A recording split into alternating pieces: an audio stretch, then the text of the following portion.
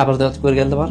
Ko'kchada tayyor qabr bor, yotib ko'rishga. Shuna kirib yotasiz, qop-qorong'i zulmat. Shunaqa qorong'ilikki, unaqa qorong'ilikni men umrimda ko'rmaganman hech qayerda. Shu yotasizda o'ylaysiz va shunaqa yig'laysizki, o'z-o'zidan yig'i keladi. Orqangizga qaraysiz-ku, shu paytgacha qilgan faqat gunohlaringiz ko'rinadi. Birorta savobingizni eslolmaysiz. Tepadagi odamlarning ovozi tiniq eshitiladi. Keyin o'ylaganman rostdan.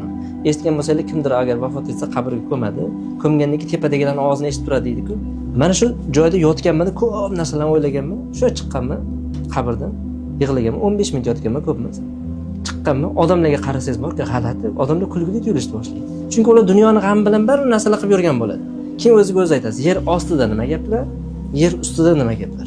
Yer ustidagi odamlar shu hayotda mayda tashvishlari, jamiyatni g'ami bilan emas, o'zini dardi bilan yurganini ko'rib siqilishni boshlaysiz. Keyin o'zingizni taftish qilib tuzatishni boshlaysiz. Xuddi mana shu narsa odamlarni kuzatish orqali juda katta ilm hosil bo'lishligi dalolat bo'ladi.